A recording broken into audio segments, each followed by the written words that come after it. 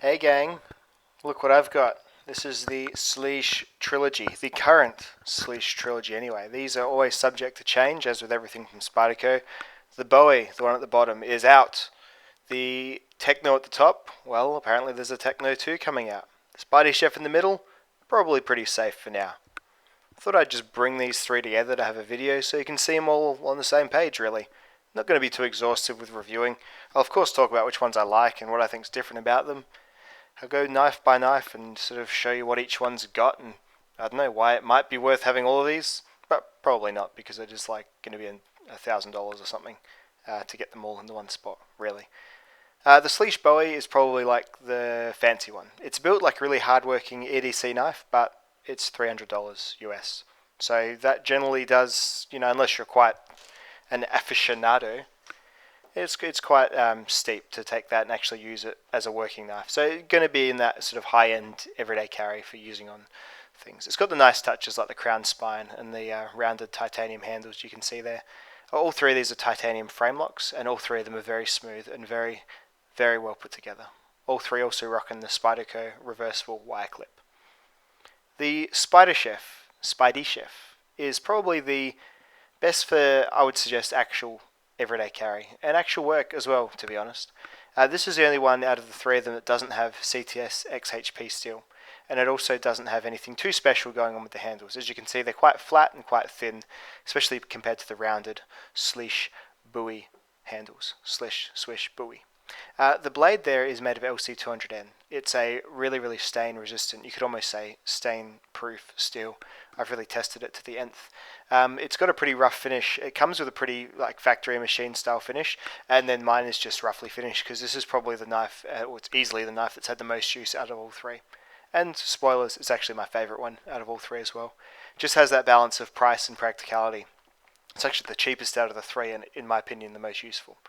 It's really, really good for food stuff, but also the steel, despite being a stainless steel, because in a stain-proof steel almost, still has great edge retention, almost up there with the XHP that you would find in this knife here, the Spyderco Techno.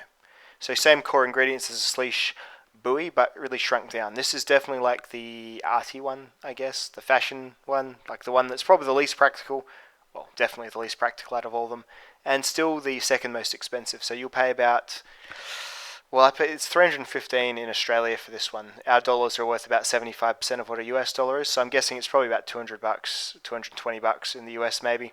So that G10 backspacer there.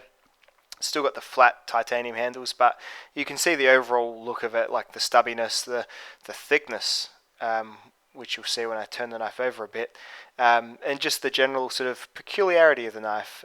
See, that's it next to the Slysz Bowie. It's definitely sort of more of a think piece, I guess you would say. It really is for perhaps people who want something that's a bit more of a curio to carry.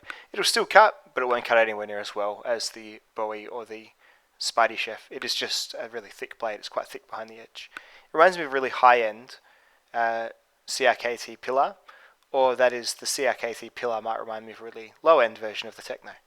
So you can see both are kind of thick, stumpy, fancy-looking knives.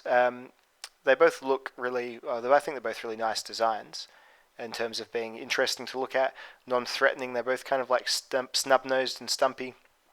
And they're both well put together for the price you pay for them. The Techno is probably still a little bit more than I'd be happy to pay for it. I won this one in a raffle, like a knife buying raffle. If you want the experience and want to make sure that you are keen on having a little weird knife, then maybe the Pilar is the way to go first up. I'll now show you a whole bunch of these knives all lined up, so you got a bit of an idea of the size. I'm freehanding this one, so sorry about that. From bottom to top, Pilar, Techno, Swiss Army Knife, American Lawman, SpydieChef, Slysz Bowie, and Spyderco Police 4. So they sort of all three of them cover the sort of smaller EDC to mid to large size EDC without being too huge. I don't know, I'm really happy with the three of my Slyshes. In my opinion, the only must buy, or the only one that's got a really safe place in my collection is the Chef. It's probably also mainly because I've used it a lot and I've caught the feels for it.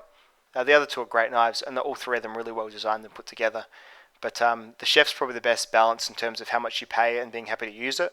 All three will use pretty well to very well. Slysz, Bowie, and the SpydieChef are probably about as usable as one another, but the SpydieChef costing about $100 to $150 less than the Bowie really does put it over the line for, almost recommendable to knife enthusiasts of all walks of life, as well as that great steel. Alright dudes, hope you've enjoyed. I'll see you all in the next video. Bye now.